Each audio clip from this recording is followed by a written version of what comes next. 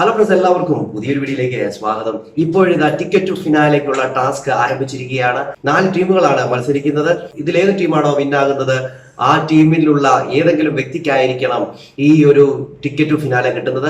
അതനുസരിച്ചുള്ള ഒരു മത്സരമാണ് ഇപ്പൊ സ്റ്റാർട്ട് ആയിരിക്കുന്നത്. ആദ്യത്തെ മത്സരം തന്നെ പതപ്പിക്കില്ലെന്ന് പറഞ്ഞാണ്. ഒരു സോപ്പുണ്ട്, ഷവറുണ്ട്, ഗാർഡൻ ഏരിയ വെച്ച് വീഴുമ്പോൾ ഈ സോപ്പ് ഒരച്ചൊരച്ചൊരച്ചൊരച്ച് തീർക്കണം. അതാണ് ഈ ടാസ്ക്. ഏറ്റവും കൂടുതൽ പതപ്പിക്കുന്ന ആരാണോ ആ ടീമാണ് വിജയിക്കുന്നത്. എന്നാൽ ഇവിടെ വിജയിച്ചിരിക്കുന്നത് ടണൽ ടീമാണ്. ടണൽ ടീം വിജയിച്ചു എന്ന് പറയാൻ മാത്രമേ നമ്മളെ കൊണ്ട് പറ്റൂ. കാരണം കള്ളത്തരത്തിൽ കൂടെ വിജയിച്ചു.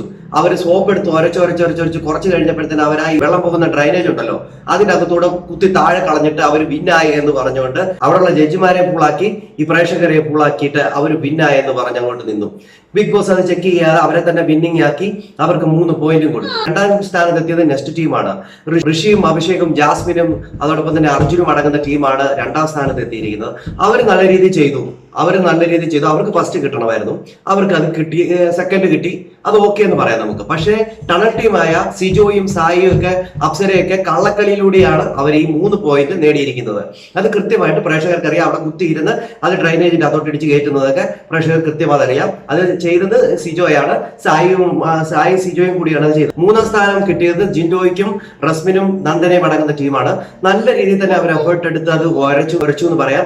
ജിൻഡോ മാത്രമേ ഉള്ളൂ അവിടെ ഒരു ബലമുള്ള ആള്. ജിൻഡോ മാത്രമാണ് നല്ല സ്പോർട്സിൽ ഉരയ്ക്കാൻ പറ്റുന്നത്. നന്ദനയും ശ്രമിച്ചു എങ്കിലും അത്ര ഒത്തില്ല. ഒരാളും ഉണ്ടായിരുന്നെങ്കിൽ നല്ല രീതിയിൽ ഉരയ്ക്കാൻ പറ്റിയേനെ. പക്ഷേ അത് മാക്സിമം അവർ ഉരച്ച് തീർത്തു രണ്ടുപേരും കൂടി. എന്നിട്ട് അവർക്കാണ് ഈ 3ാം സ്ഥാനം കിട്ടിയത്. 1 പോയിന്റാണ് അവർക്ക് കിട്ടിയത്. 1 പോയിന്റ് പോലും നേടാതെ പീപ്പിൾസ് റൂം ആണ് എത്തിയിരിക്കുന്നത്. അതിൽ അൻസിബയും അതോടൊപ്പം നോറയും ശ്രീതും ഒക്കെ അടങ്ങുന്ന ടീമാണ്. അവർ ഉരച്ചിട്ടൊന്നും സോപ്പ് തീർന്നില്ല എന്ന് തന്നെ പറയാം. അവരൊക്കെ എന്ന് പറഞ്ഞാൽ റൂൾസ് നോക്കിയാണ് കളിച്ചത്. പക്ഷേ ഇവിടെ ടണൽ ടീം വളരെ മോശമായ രീതിയിൽ പ്രേക്ഷകരെയും ആ ബിഗ് ബോസിലുള്ള കണ്ടസ്റ്റന്റിനെയും എല്ലാം കബളിപ്പിച്ചുകൊണ്ട് ഫസ്റ്റ് സ്ഥാനം നേടിയിരിക്കുകയാണ്.